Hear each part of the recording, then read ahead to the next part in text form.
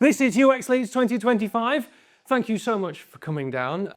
I'm going to talk to you today about the problem with people. But first of all, I'm going to start with a bit of a story. And this is one you've almost certainly heard. I hope you have, but I hope most people in this country have heard this fantastic story. But several years ago, 2016, the government had released a new polar research vessel. Multi-million pounds, absolutely state-of-the-art, spectacular thing. And as a way of launching this, as a PR stunt to launch this, they asked the public, the general public of Britain, to name this boat. And they were hoping for adventurous names and, Conquest or Discovery or something like that. The British public instead overwhelmingly voted for Boaty McBoatface. So yeah, which, again, thank you, the British public.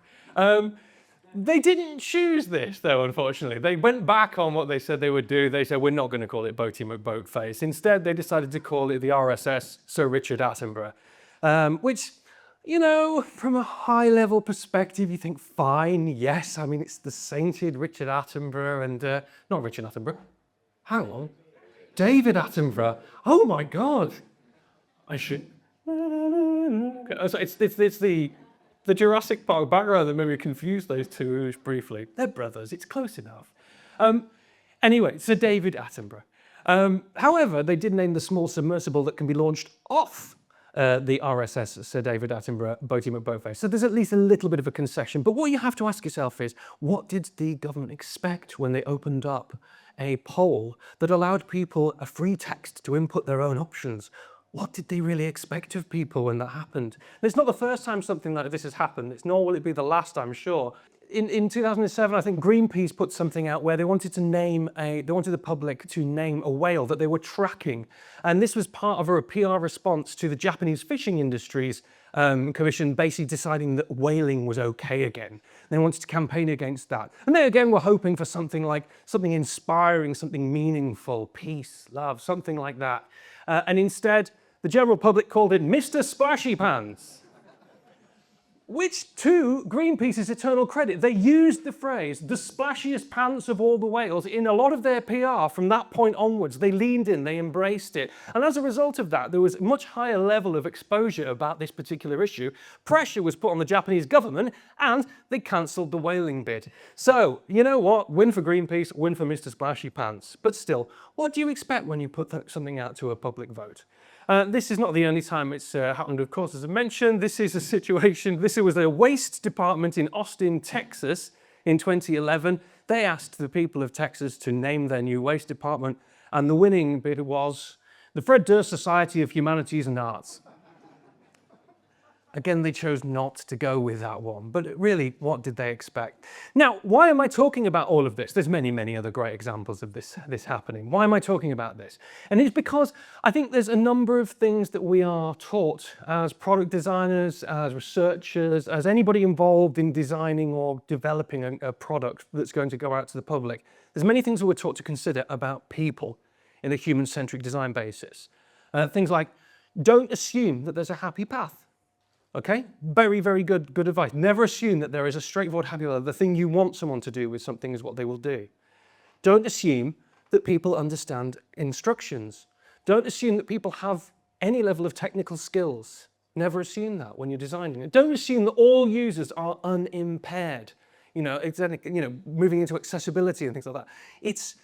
These are all absolutely solid underpinning principles of how we think about user-centric product design. And for each of these, there's a framework.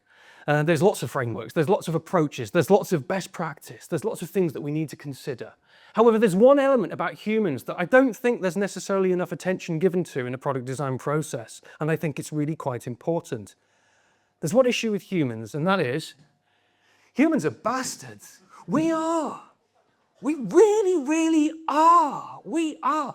Humans are mischievous, they are cantankerous, they are malicious at times, they really like to break stuff. And you know what? It's kind of amazing. It's kind of brilliant. Humans are bastards, and it's brilliant, or at least it can be, if you think about it in the right ways. Let's think about a few other examples. I kind of love the glorious chaos that it actually we as a species manage to create when something's put in front of us. There's a few lovely little examples I'll just go through. Taco Bell, just last year, introduced AI into 500 of its drive-through restaurants, okay? And the general public of America did not like it. They didn't like the fact that it got things wrong. They didn't like that there was suddenly no human connection with it. There was a lot of people that basically took this as an opportunity to cause mischief and mayhem. People were doing stupid stuff with it, like ordering 16,000 glasses of water, or asking for a burrito wrapped in a taco, wrapped in a burrito, you know, stuff like that. People were trying to make it rap. I mean, love this. As it turns out, Taco Bell didn't love it quite so much. There was a CTO, they actually pulled it straight off, a lot of them as well. And there was a recent response to this. The CTO said that the firm was learning a lot, and he would now like to think carefully about where to use AI going forwards, including not using it at drive-thrus. So, yeah, but really, when you think about it, they missed one important factor in their planning of this, that humans are bastards. There's another great example. Who's heard of the Tay chatbot? No one. There's a few little hands at the back there anyway. Tay chatbot, it's not surprising you may not have heard of it because it didn't last long at all. The Tay chatbot was a chatbot designed by the Microsoft Corporation, okay? And this was an AI chatbot, and it was designed with the personality of a 19-year-old optimistic American girl. And the way that they thought to train this was to release it onto Twitter, so it could converse with the people of Twitter, and so that it could learn from the people of Twitter. What's the worst that could possibly happen? And how long do we think that the Tay chatbot lasted on Twitter? 16 hours. 16 hours before Microsoft had to pull Tay off Twitter. In 16 hours, the good people of Twitter had turned Tay from being all humans are super cool into Hitler was right. Tay said a lot worse than that, actually, and Tay produced imagery sometimes to go along with that. Now, Microsoft claimed, when they pulled it, that this was the actions of a small group of very focused people who were just trying to break Tay because they were malicious, just bad actors feeding her right-wing ideology and content with the express purpose of destroying the experiment. However, this may have been true, but also, have you been on Twitter? I don't think 16 hours. I'm surprised it lasted that long, really. Either way, one thing they didn't consider was, and especially on Twitter, humans are bastards. So, another good example. Who's heard of TTP? Has anyone heard of TTP? Does anyone know what TTP stands for? Nobody's admitting to it anyway. Right, okay. When I was rehearsing this, I had to explain this to my son who walked into the room. He's 8 years old, and he heard me say TTP, and he said, "What's TTP?" So I thought, okay, well, this is a good practice for this particular section of my talk. So TTP is a metric. It means time to. The principle is that if you give a group of humans the ability to express themselves visually in public, there is an inevitability that at some point, sooner rather than later, someone will depict a human phallus. To which my son said, "A human what?" I said, "Go and play with your iPad." So it's the principle that if you create something that has the ability to create a publicly visible visual of any kind, that it is just a matter of time before someone is going to draw a penis. Time to penis is the metric there. And I did think of a way of illustrating this in a way that's accessible and understandable. And I came up with, and then I realized that it was just too stupid to do. But then a bit of me also thought maybe it's too stupid not to do. So let's have a go at it anyway. Who likes history? Well, there we go. Who's heard of the Cernabus giant? Yes, excellent, fantastic stuff. So we could use to illustrate TTP and how you calculate it. Here's an example, right? I've done the maths on this, so you don't have to. The Cernabus giant is a huge hillside sculpture in Dorset.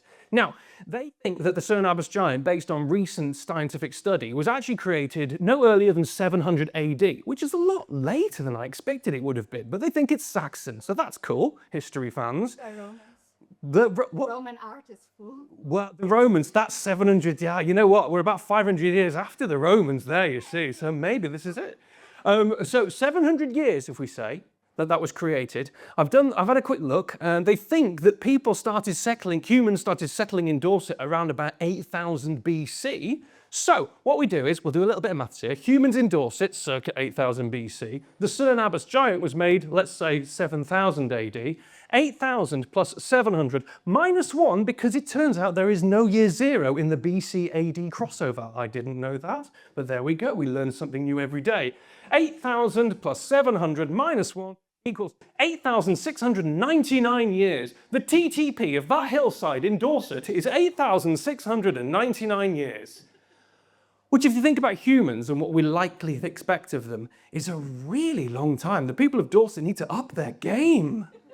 Those are rookie numbers, people of Dorset. We need to work on this. But still, there's another great TTP example I like to use, which is, this is the portal. This is an art installation that was created, and it was basically a giant circular screen placed on a street in New York, and then there was a corresponding giant circular screen placed on a street in Dublin, and there was a live feed camera on both of them, so people could wave at somebody from the other side of the Atlantic in real time and see those people waving back at them. What's the worst that could possibly happen in a situation like that? I've been to New York, and I've been to Dublin, and I've met the people there, and they're lovely. However, I'm surprised it took them so long. This was up for the best part of a week before someone had finally managed to get up the motivation to expose themselves in front of the other people on the camera feed. So that's about 6 days, I believe. But still, what did they expect? Humans are bastards. This is the kind of thing we're going to do. I mean, so this all begs a question. Our responses to these things that are ostensibly good things, ostensibly fun things, things that are meant to engage us, things that are meant to help us or support us, why is our response to essentially try and break them, to subvert them? Why are we like this? Well, we can look to things like behavioral science and various other theories of psychology as to why this is. And I'm going to point out right now, I am not a behavioral scientist or a student of psychology. So, however, Alec here, who's one of our speakers later, is. So if you've got any questions about what I'm talking about, go and tap him on the shoulder afterwards, if that's okay. Brilliant. He said yes. He's going to frown at me as I get some of this really badly wrong as well. We're going to start with reactance theory. There's one of the theories why. Why do we do this? It's because as a species, we are essentially wired to react against constraint. When someone says do not do something, we try and push back at that. When someone puts what we feel are overbearing rules on something or structures on things, we push back, we react, we rebel. There's play instinct. We as humans are a playing species. We play to learn. We play to explore. We play and we play hard and break things sometimes as we're doing that. This is just who we are. Give us something and we will play with it till it stops. There's social identity and protest. Some of this you could perceive as not being just people being stupid, but actually people using their, frankly, in some cases, ridiculous responses as a form of protest, as a form of saying, we do not accept your authority over us. And so we are going to take what you do and we're going to subvert it. So it's a huge form of protest. The comedy of resistance as well. And that comes into it, this absurdness, the Boaty McBoatface names, things like that. There's a comedy of resistance that is existent in a lot of this. We want to skewer the po-faced kind of rigid structures that we're presented with humour. We want to make that authoritarian kind of look about things that sometimes comes across both in products, governments, institutions, bureaucracies, and we want to make it ridiculous as a way of controlling it for ourselves. So, and then there's boredom and creativity, which is the foster of so much of everything that we do, and that is wonderful. Boredom, and actually we replace boredom with dull bureaucracy, which is often the case in these situations. When presented with a dull, bureaucratic, overbearing, and just frankly, just tedious situation, we will often try and break it. We will often try and respond with creativity, and that creativity can sometimes be incredibly skewering indeed. So what can we do as designers to consider about this? And this is what I'm really saying, is I think there's things that we can think about in our process. In the same way as we think about accessibility, the same way that we can think about that, no happy path or users with lower technical abilities. Let's not make the assumption that humans aren't going to mess with us, but how can we work that into a design process? Well, we can assume sabotage. I hope some people get the image reference. We can assume sabotage. Never be that person that says, oh, this isn't going to happen to us. Or they wouldn't really do that. Because of course they would. Of course they would. And we need to anticipate that this is going to happen. Look at your product and work out the angles in which somebody is likely to try and break it. They probably will. Don't patronize.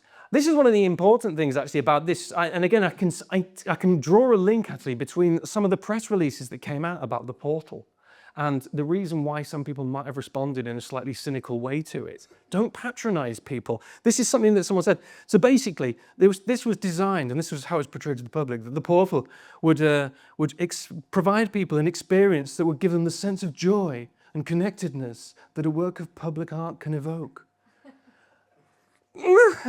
Now, the idea that no one would actually see this for what it probably almost certainly was, which was a installation and a PR stunt by two large buildings corporations.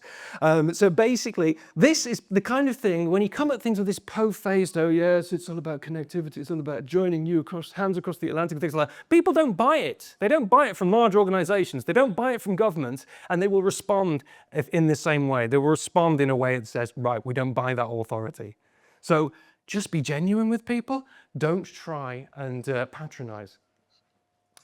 Channel mischief. Again, it's a simple one. If you know, sometimes a lot of these actions are born out of frustration. Certainly the Taco Bell one, people shouting 16,000 glasses of water was just a really fast way of them getting onto an actual human being. The equivalent of screaming, representative, down a phone line in the hope that actually that works and you get to speak to somebody. But even the example, I mean, there's one example there is, if something's going to break, provide something that's going to channel the mischief that might be evoked as a result of that thing breaking. Consider that sometimes things are going to be frustrating for users. Where are those points? What can we do to help channel them at those particular points? Boundaries are good. And this is one thing I've reached just last week in a meeting. I actually spoke with somebody about when they were saying limitless possibilities. Oh, well, we need to provide freedom for some people to do this and this and this and this and this. And it's like, do you? Do you genuinely need to do that? Because what you're providing is an opportunity. You're providing a window of opportunity for people to essentially corrupt, break, and potentially damage your product in that way. And if it's not necessary, so limitless freedom sounds great, but in practice doesn't necessarily work well in product design. You need to set boundaries for people. You need to set those guidelines for people. Otherwise, things could go very badly wrong very quickly. And embrace humor, finally. I think that's one very important thing. If something funny is likely to happen with your product and you can anticipate what it might be, you can learn to embrace it. In fact, in some cases, it's actually the purpose of some people's approaches. The example I'll give you is, this is Glasgow City Council, and this is after Boaty McBoatface, so they knew exactly what they were doing. Glasgow City Council bought a fleet of gritters, and those gritters, they put out a public call for naming those gritters. They knew exactly what would happen, and they followed through. They intended for this to happen because this is what they wanted to lean into this. So they got some fantastic names. The people of Glasgow did not disappoint. I think after they took the sweary ones out. So what we've got here, Gritalica. They named these, by the way. These are written on the side of all the gritters. Gritalica, Greta Thunberg, David Plowie, Spready Mercury, and my personal favourite, Gritsy Bitsy Teeny Weeny Yellow Anti-Slip Machine. But I love this so much because essentially there's so many parts about this story I love. One, you don't have to name gritters. You just don't. You just buy gritters. They're boring. Two, you so very rarely get PR opportunities out of buying a fleet of gritters, and yet they managed it. And three, they got goodwill towards a city council for doing this. It's a win on so many levels that is entirely unanticipated. So well done, Glasgow City Council. It's since an idea that's essentially been ripped up by a lot of other city councils as well. But good, because it channels them and it uses it in a positive way. So anyway, my point being is that next time you're in a product design meeting or a scoping meeting, or you're in any sort of meeting where you're talking about your product and you say, oh, hang on a minute, what if we do this? What if somebody does this thing? And someone says, People will never do that. Yes. Yes, they will. So thank you very much. That's my talk. Thank you very much.